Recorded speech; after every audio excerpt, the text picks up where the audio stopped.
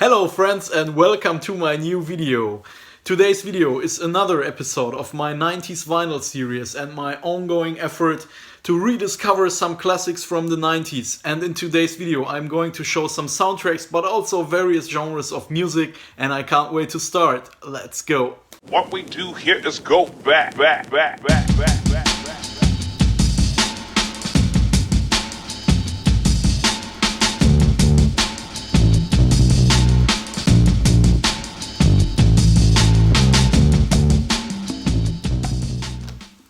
Alright, let's start. So the first record is a soundtrack and it's a heavy hitter. It's the soundtrack to the movie The Shawshank Redemption. And by the way, this is my favorite movie of all time. It has been on the first place of the Internet Movie Database since years, and it's such a brilliant book, novel, but also movie. That's how the German Blu-ray looks like, Die Verurteilten in German. It's a Stephen King novel. I read the book a couple of times and this is a beautiful soundtrack. It has been available for the first time on vinyl, and it has been put out by Music on Vinyl in Europe with their At the Movie series, and maybe you can see the sticker. This one is limited to 1,000 copies. Here's my number, and this time, I mean, this is beautiful quality. These releases are a bit more expensive, but maybe you can see it. It's a beautiful glossy lamination and very good and very nice sound quality. It came with a printed inner sheet, and what I really like this time, like I said, it's a limited release and this is some clear green vinyl. It features the score by Thomas Newman, but also some of the songs that are featured in the soundtrack. And the first thing that comes to mind is the Marriage of Figaro, which is the famous prison scene when they're all outside and he starts to play this old record over the speakers, and it's beautiful. I get goosebumps every time, and this is an essential classic to my mind. Another one, also from the Music on Vinyl series. Life is like a box of chocolate and you never know what you're gonna get. Forrest Gump.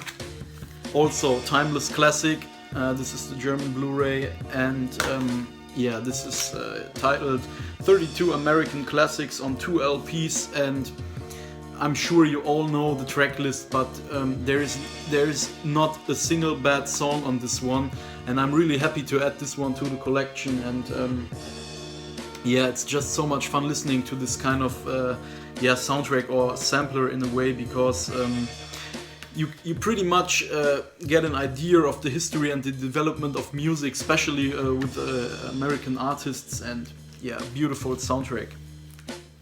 By the way, all of the next albums that I'm gonna show are on Music on Vinyl, because they put out a lot of these 90s titles, and I once checked their website and then I searched the entire catalog, and then I wrote down which are the ones that I'm still missing for my collection, and I came down that it's just like 20 albums, so I pretty much bought all of them.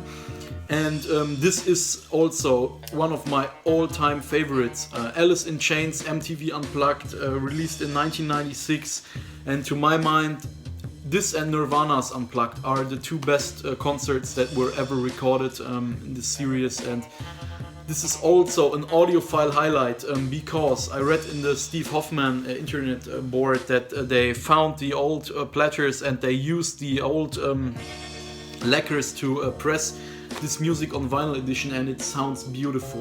What a great concert, also nice and glossy cover, fantastic sound quality, and to my mind one of the essential 90s records. And same for the next one, which is kind of a double feature. This is also Alice in Chains, Jar of Flies, and SAP.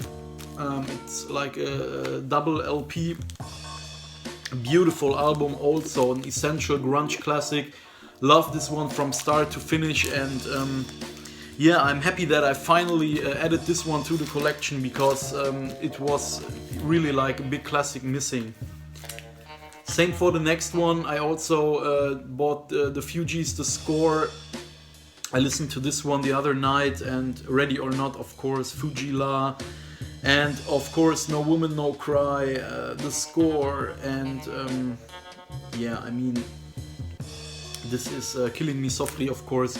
This is such a beautiful 90s record, and it's actually funny how many, it's of course Laurent Hill and Wyclef Jean, and it's yeah, it's so sad that they never made a reunion or something like that, but this remains a 90s classic, and it's really enjoyable to listen to. Alright, let's switch genres. This is the Afghan Whigs, Black Love, also a record about failed love, about failed friendship, and very intense. The Afghan Whigs are yeah, one of my favorite bands, especially the album on the records on Sub Pop. The early stuff is awesome, and if you don't know it, be sure to check this out. This is a great album, Afghan Whigs, Black Love. Next up, Slow Dive, Souvlaki. This is an indie kind of shoegazing classic. It has, I don't know how to describe it, but when you put this record on, it's like you're looking into a deep horizon, and it has this open sound stage, and then it's squares and pushes it together. It's so good, and it's a really moody record on the other hand, and I love it. It's so good.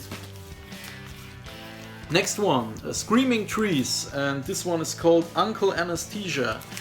What I really like about the Screaming Trees is that they bring together actually two sounds. They have this kind of, yeah, of course, grungy late 80s, early 90s sound, but they also bring a little bit of this psychedelic touch to their music, and that's what I love actually. And unfortunately, this is the only album I got by them so far, but I would love to pick up the other ones.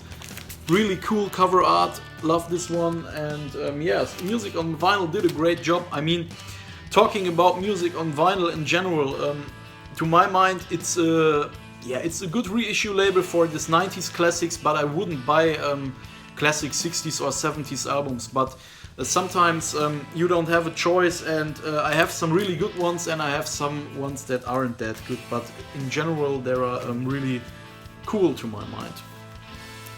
Next up, also a grunge classic, the supergroup Temple of the Dog, pre-Pearl Jam. This was recorded in 1990, and I still missed it. Now I finally got it in the collection, and yeah, actually everything has been said about it. It's the grunge milestone and an awesome album. And when we're talking about grunge supergroups, of course, Mad Season comes to mind as well. The sticker says Pearl Jam plus Alice in Chains plus Screaming Trees equals Mad Season, and that's totally true. This is such a brilliant album.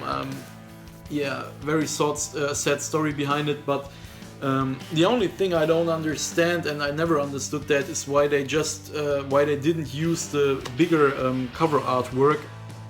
It's just, I mean, it's so beautiful, but whatever.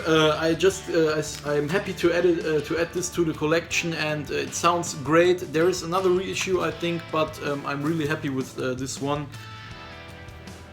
Yeah, the iconic album from the iconic Seattle supergroup featuring Mark Lanigan. Super cool. Up next, another 90s classic. This is Third Eye Blind. Of course, their big hit was See Me Charmed Live, which is actually, I always thought of it like a happy song, but it's actually about a heroin addict, and whenever I play this song, I have to think about this cheesy 90s college movies like American Pie, and I love the cover art. It's also really glossy, and this is a very cool record and actually highly underrated. It all comes back to this big hit, but if you're listening to the full album, it's really cool, you know. Third Eye Blind. Up next, some late 90s female pop music. This is Sarah Mclachlan, and the album is called Surfacing. This was released, I think, in 1997. And this is some, almost audiophile, laid-back Sunday music. Of course, this album features Angel, and it's just beautiful. I mean, her voice, and yeah, it really opens your heart, and this is some beautiful stuff. Unfortunately, the record has a lot of bass, which is it's like it's on the CD as well, but they try to really push it. But nevertheless, a beautiful album musically, and yeah, I'm happy to finally have it on vinyl. Very hard to find back in the days. And last but not least, the Four Non-Blondes. You all know I'm also always in for the trashy side of the 90s, and this is the album is called Bigger, Better, Faster, More. This is limited to I don't know how many copies. I got number 790, and this is on orange vinyl. And yeah, actually a cool album. What's Up? Yeah, was the big hit. And I mean, you have to be a 90s fan to buy stuff like that, but I am a 90s fan, and yeah, I don't have any problems adding this to my collection. Yeah. Well, friends, that's it for today. Thank you so much for watching. Feel free to like, comment and subscribe, and I'm sure that I'll be back soon with more 90s music, and I can't wait. So see you next time. Bye bye.